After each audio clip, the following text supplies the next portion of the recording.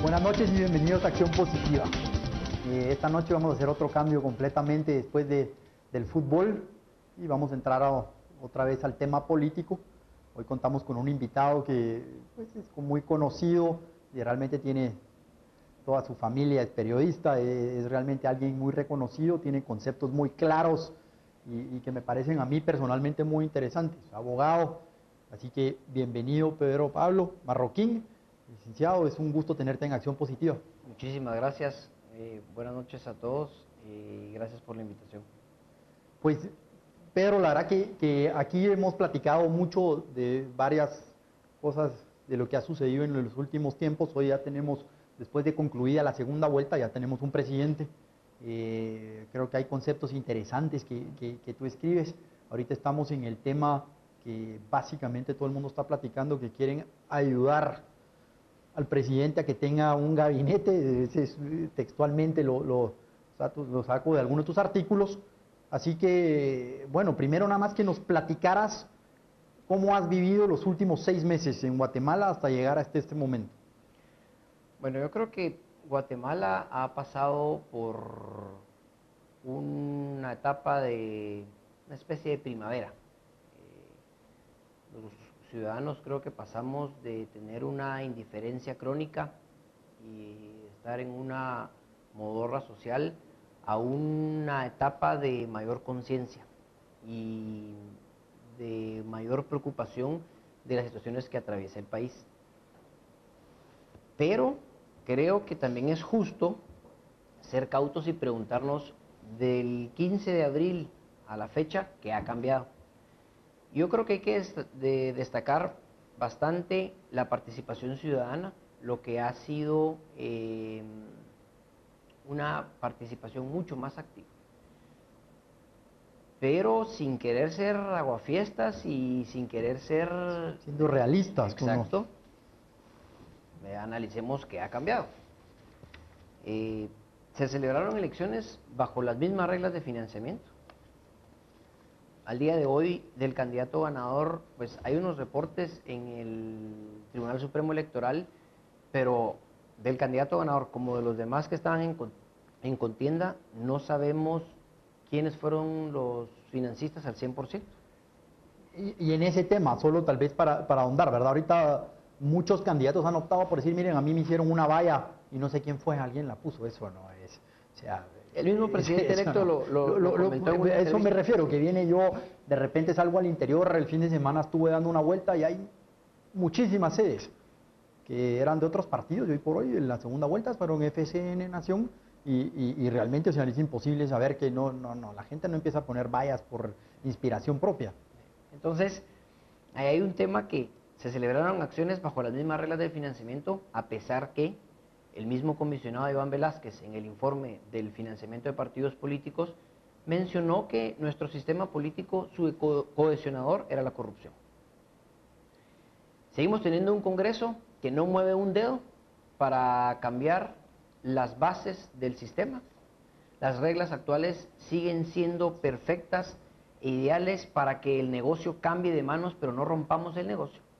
Y tenemos muchísimo avance en investigaciones de personas y estructuras que hace un año, si hubiéramos estado sentados en este programa y alguien hubiera dicho, va a pasar esto, cualquiera hubiera dicho, eso es imposible. En Guatemala es imposible que esto cambiara.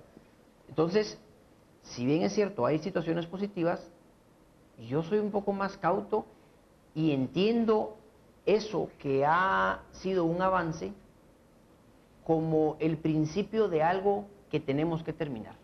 Este es el momento de terminar lo que se empezó. Este es el momento de que ese despertar ciudadano que empezó en abril y que empezó no por denuncias, no por publicaciones de prensa, no porque alguien dijera a los cuatro vientos que desnudara cosas que conocían muy bien porque habían sido parte del proceso, precisamente de un proceso electoral que llevó al anterior presidente Otto Pérez al poder. No, tuvimos mayor conciencia porque hubo una investigación bien fundamentada que se presentó en los tribunales de justicia donde nos develaban el caso de la línea. Entonces, a partir de ahí, tuvimos una mayor conciencia. Eso ha sido un gran avance, pero El día miércoles nosotros publicamos en La Hora una entrevista con el comisionado Iván Velázquez y nos dice que, que hayamos desbaratado la línea no quiere decir que la defraudación no exista o que no vengan otras estructuras que han venido operando durante años y que son más poderosas que la línea, porque al final la línea lo que era una estructura robavueltos.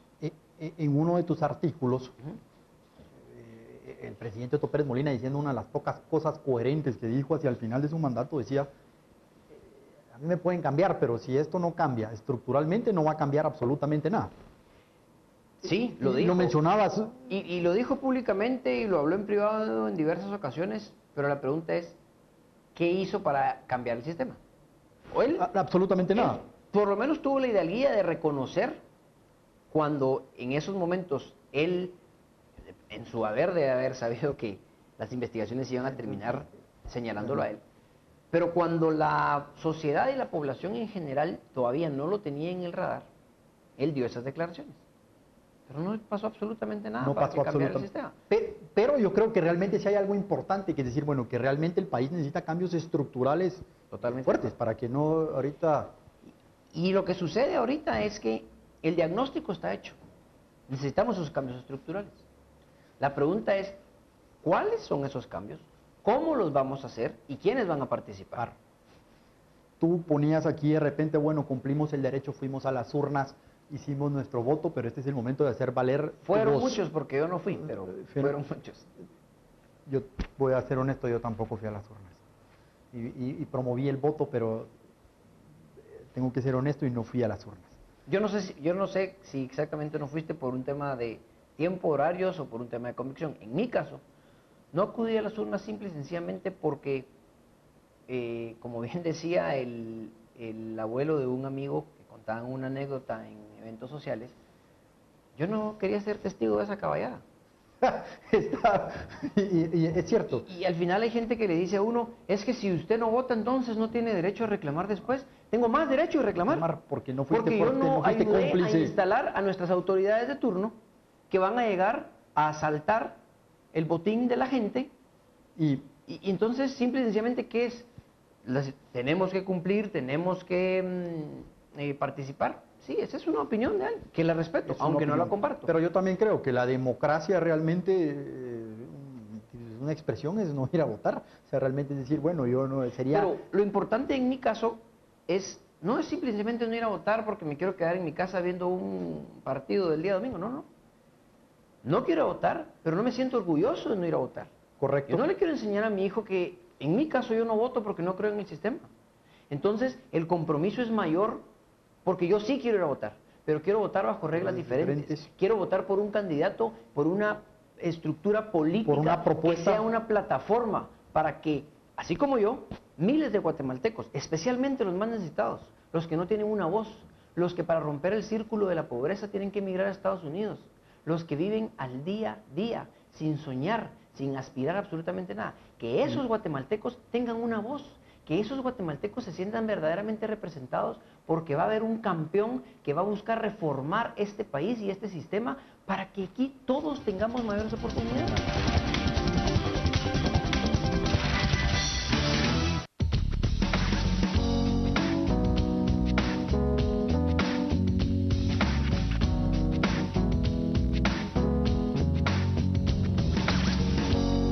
Santa Lucía, en tu mesa todo el día.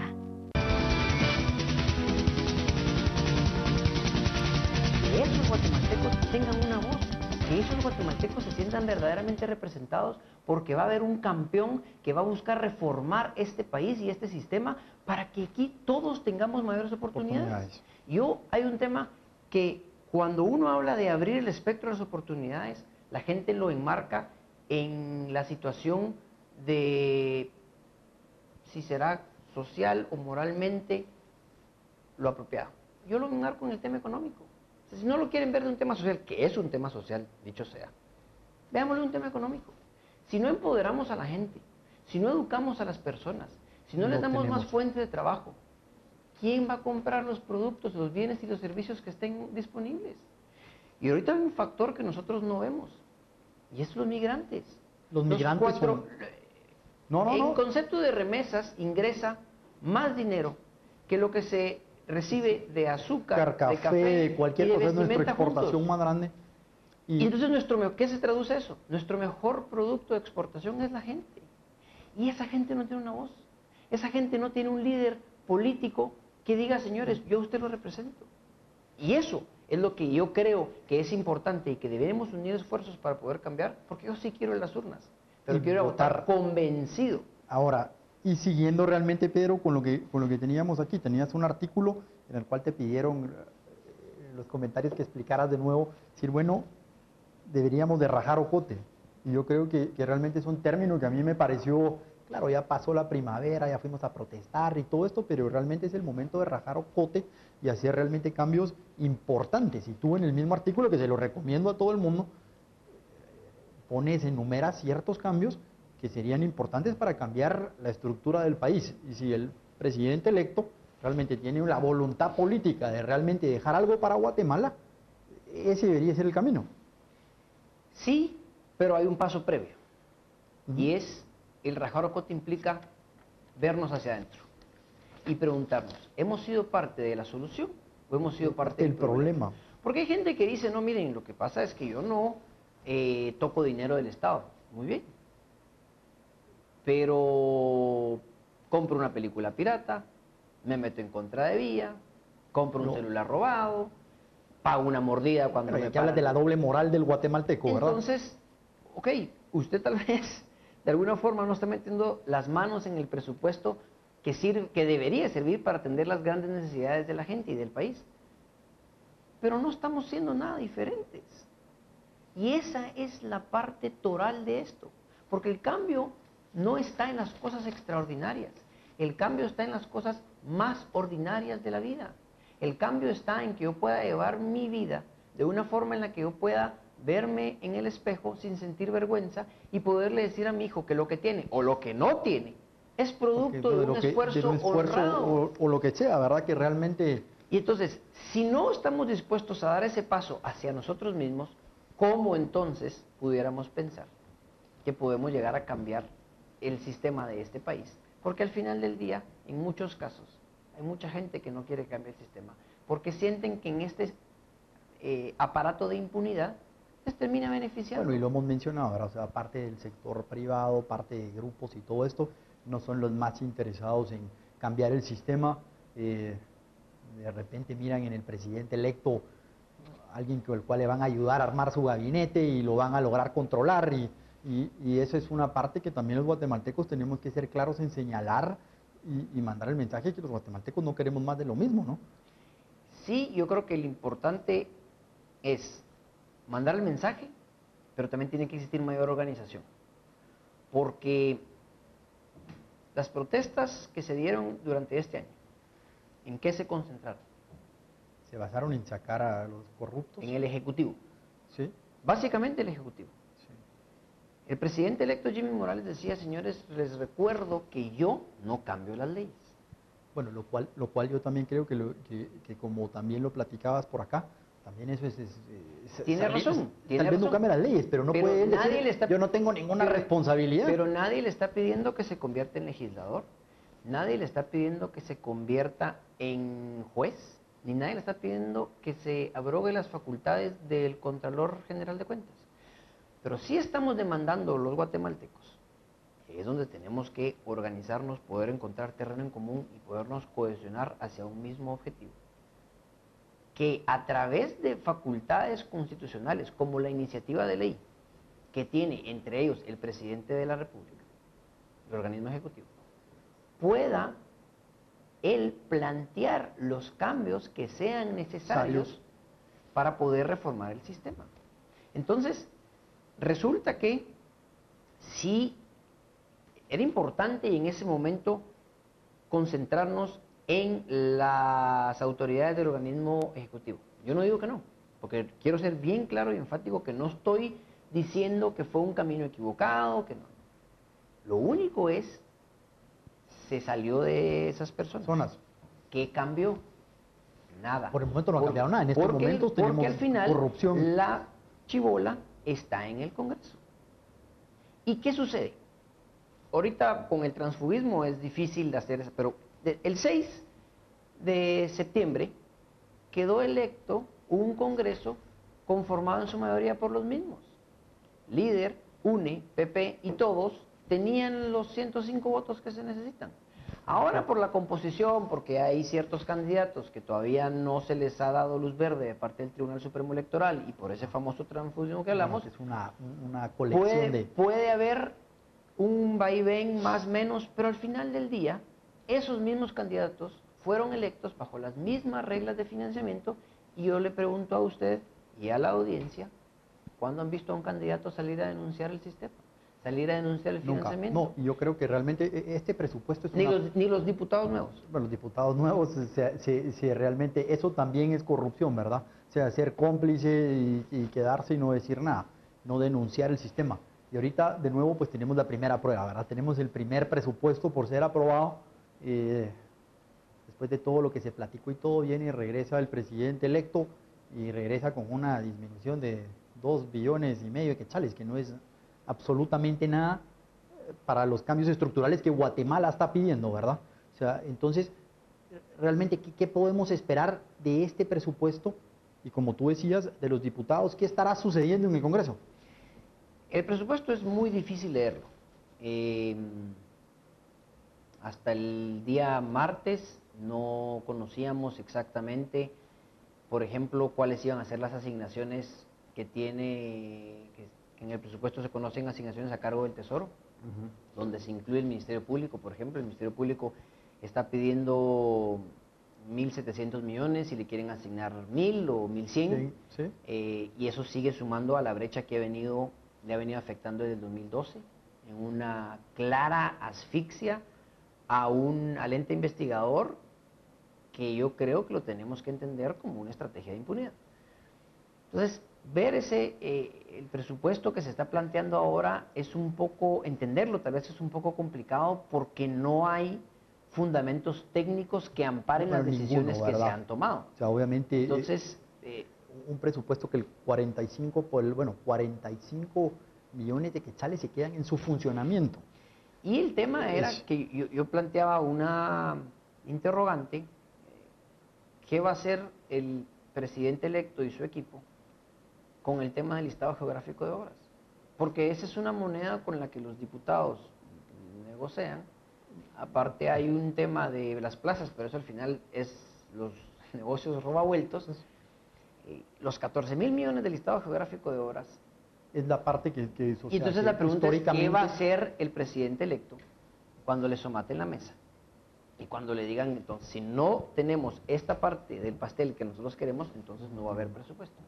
Va a salir y voltearse con la ciudadanía y decirle, señores, necesito ayuda porque en el Congreso me están exigiendo esto, esto y esto, y al final ustedes eligieron... Esperaríamos, o sea, realmente esperaríamos que lo denunciara, porque lo que va a suceder es que él va a llegar y se lo van a pedir. Yo lo que pasa es que no le veo mayor, no sé cómo decirlo, pero no le veo un buen futuro al presidente electo si él no involucra a la ciudadanía en estos procesos. En que lo apoyen el proceso. Porque no tiene Congreso, independientemente de que pueda sumar diputados transfugas. ¿Qué tiene? ¿11, 12 diputados? Sí, y realmente como que viene y hay unos que ya diputados tienen problemas. con poca experiencia. Con poca experiencia. Que no tienen el colmillo probablemente para ir a negociar con los grandes dinosaurios del Congreso. Y que tienen un colmillo gigante. Y entonces yo creo que la pregunta que yo me hago es, ¿está viendo en realidad el presidente electo que hay un electorado más despierto que puede ser la llave para todo lo que él necesita, bueno, que lo puede terminar llevando en hombros o que le puede hacer su presidencia un infierno desde el día 1 si él no se apoya en él?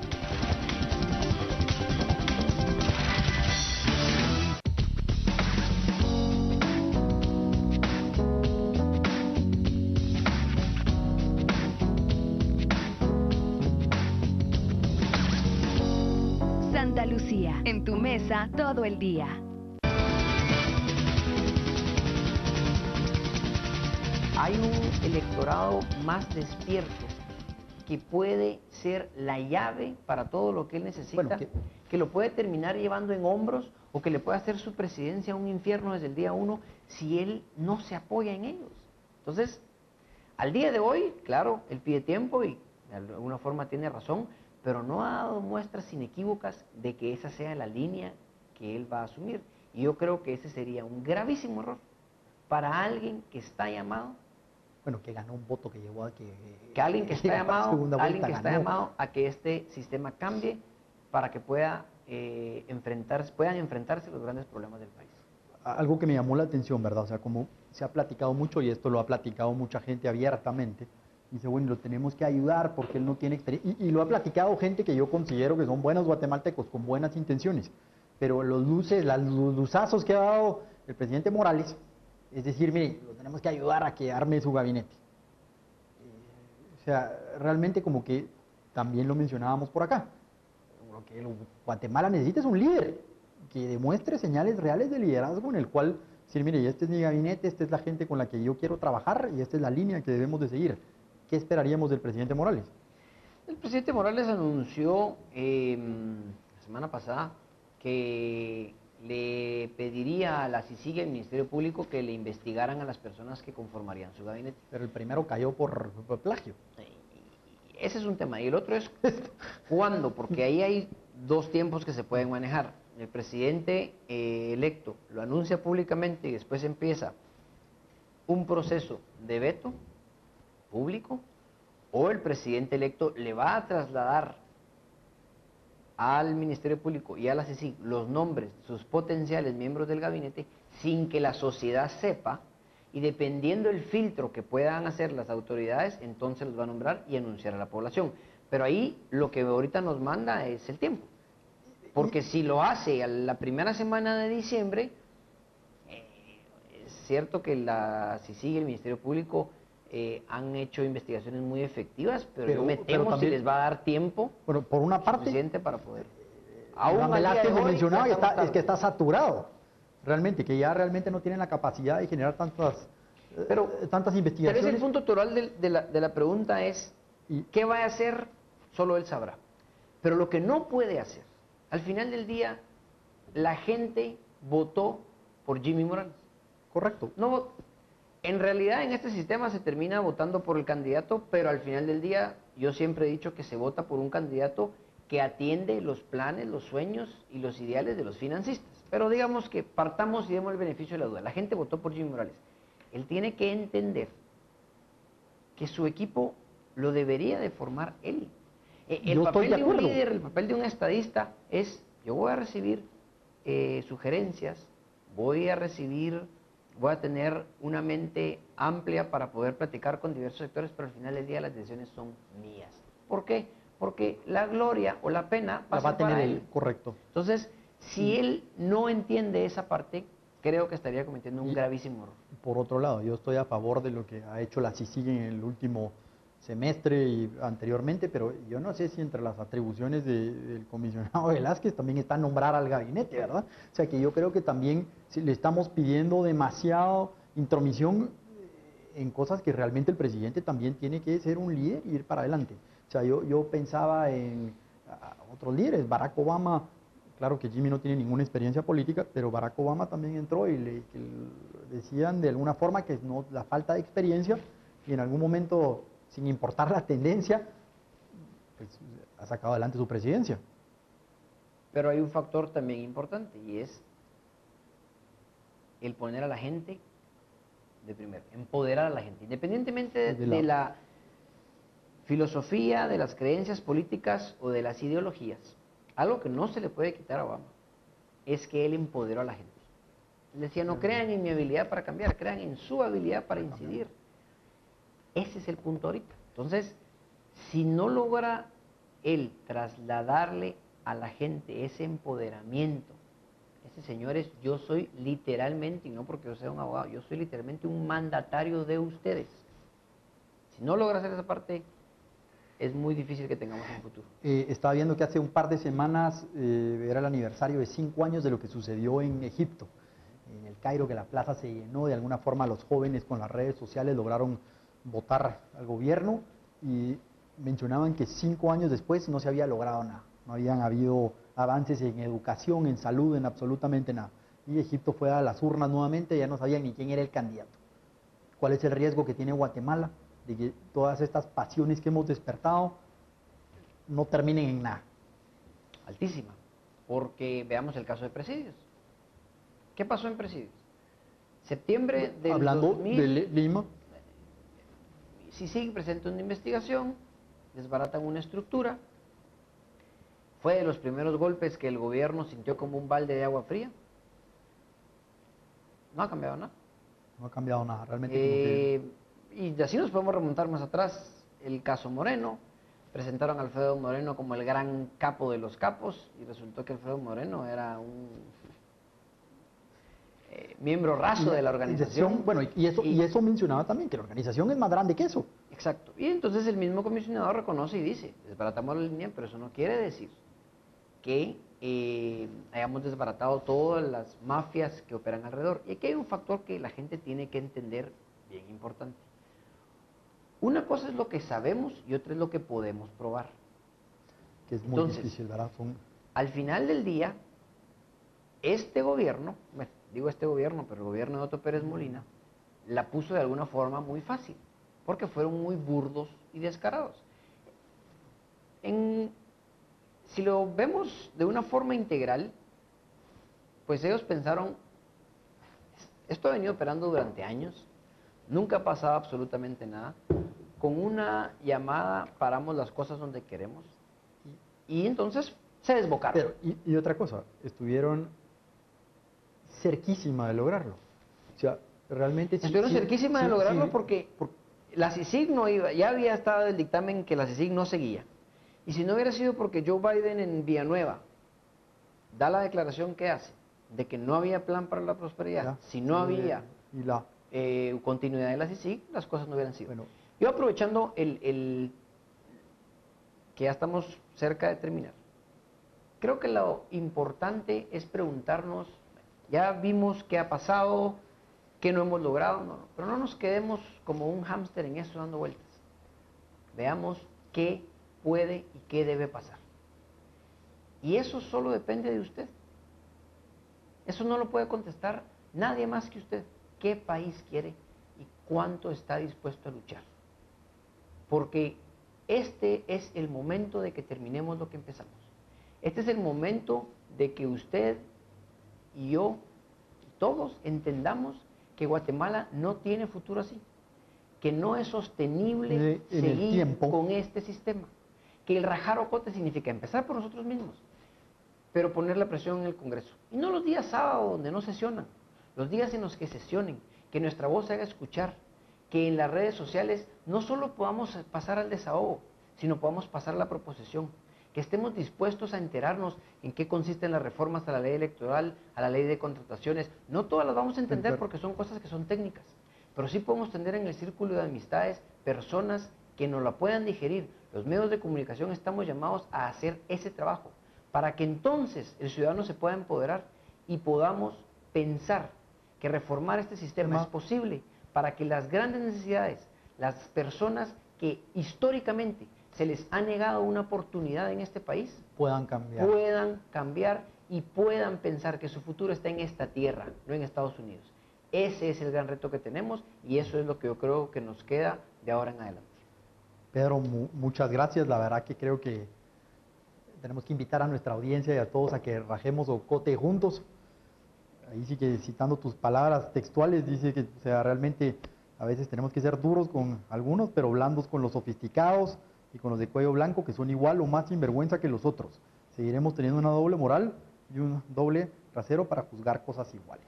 O sea que yo realmente creo que el mensaje es muy positivo, tenemos que pelear por nuestra democracia y tenemos que ser duros para que podamos tener un futuro en los próximos 4 años. Te agradecemos, Pedro. Muchísimas gracias por la invitación. Y nos vemos el próximo domingo con más acción positiva.